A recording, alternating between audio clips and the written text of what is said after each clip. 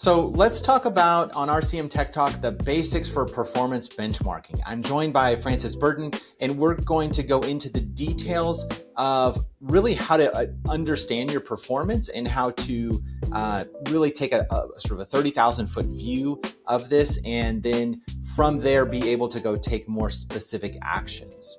So Francis, when you're walking into an organization or working alongside a revenue cycle director and they're just getting started and getting their arms around sort of what are the most valuable things that they can do right off the bat?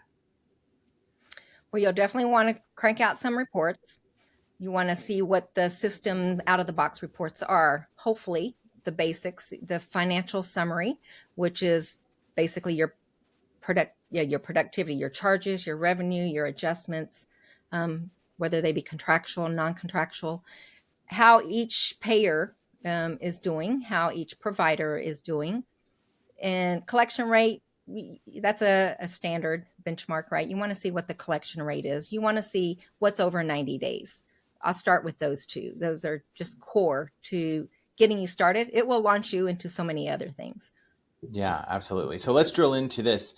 So let's talk about some of the reporting data that we're going to need that we want to make sure we have at hand, ready to go, and really committed to memory for the most part, so you can have that sort of on the fly conversation. So Francis, why don't you walk through these? What is sort of the core data? Obviously, there's other content that's coming through this, but the things that you really want to have good mental ownership of. Well, I kind of need to know the average monthly volume. What is your normal patient case? Claim count is one way. Your encounters, of course, are going to be higher because of the non-insured.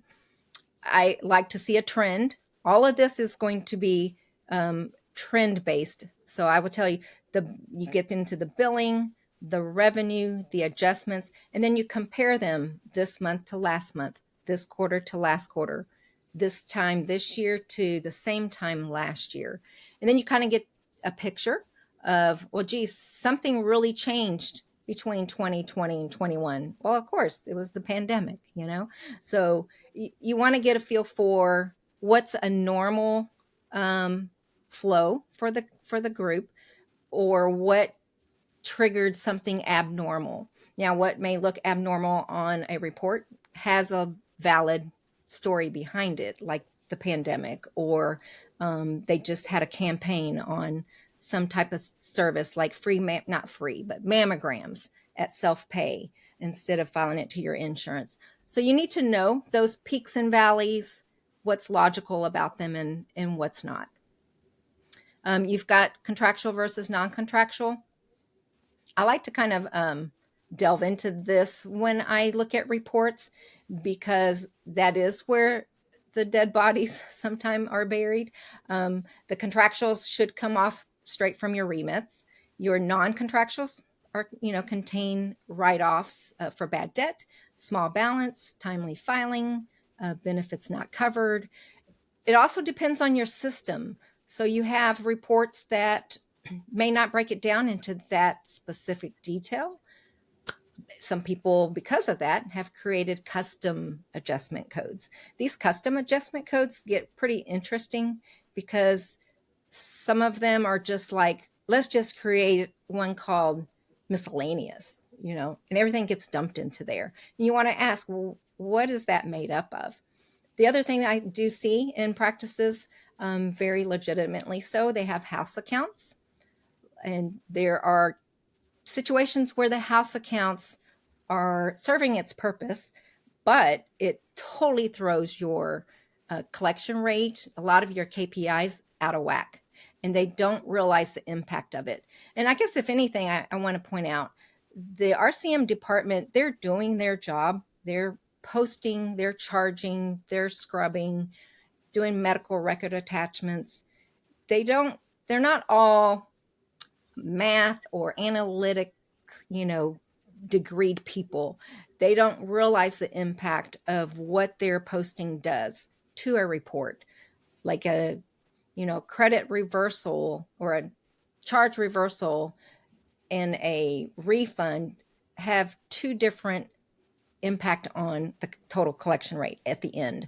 And that gets into a whole nother thing. So you just really want to understand that some of what you see when you go into an organization that has been common practice for that group has been happening for so long, they don't even realize that it's probably not the best.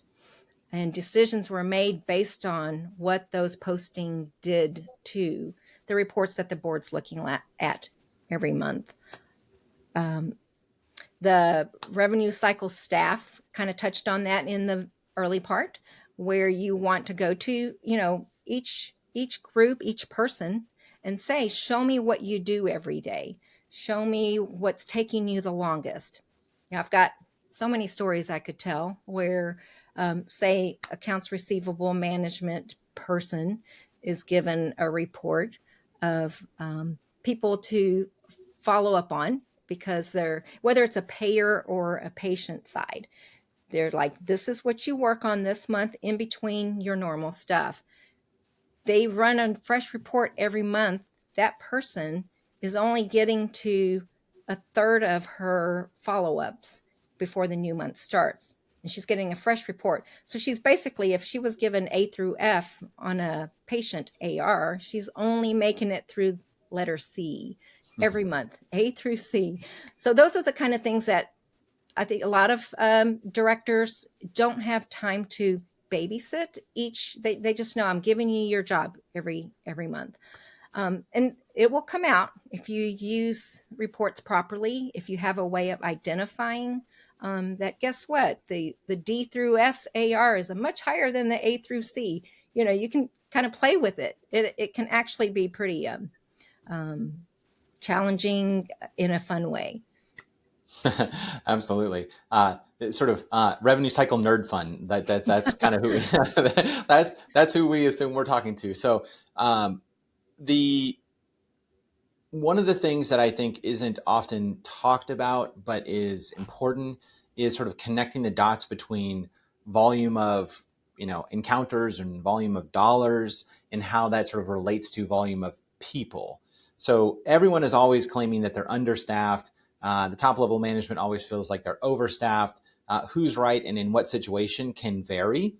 So you may be, maybe you're sort of somewhat overstaffed in registration, but understaffed in AR. Often AR is understaffed. And those kinds of numbers. So you can almost think of this last one, the revenue cycle staff, as your denominator. And then you can apply everything else to the denominator. So, we have, 5,000 encounters per month, and we have, 15 people working them. So just to have an understanding of how many encounters each person is going to touch in their various department, those kinds of things help identify mismatches. So if you've got someone who's going to be responsible ultimately for, 100 encounters a day of their job, while someone else is only responsible for 25, that may be okay in certain circumstances, depending on what it is, but there's going to be a discrepancy there that you're going to notice. And so at a minimum, getting the counts of things is going to help you understand where your lopsided staffing problems might be, and sort of give you a little bit of insight as you're going into the interview process with each of these departments on where you might be expecting to hear things like, I can't get through my list, kind of to your point of I only get through A through C in my insurance AR, or somebody who's sort of, maybe we're overstaffed at the front desk and half the time folks are sitting around on their iPhone playing games. We need to understand that, because more than likely we're going to cross-train folks and have folks who have sort of where we're overstaffed or need excess capacity to help support other departments where we have understaffing and they need sort of fractional support along the way. So I think that's an area that we don't hear a lot about. There's not a lot of talk about cross-training, but certainly something you're going to want to keep your mind around, especially if you're an organization that's on the smaller side, where you can't just throw more bodies at it and every sort of FTE counts. You're going to really want to make sure you haven't overly siloed your talent, and give a little bit of diversity of sort of experience to the team. So when folks are out, others can cover, and you don't sort of get left high and dry because, no one knows how to handle credit balances except Susie, and Susie's, out for a month. We can't have that. You need cross training, and you're going to understand where to do that based on the volume of workers by department and by volume of activity.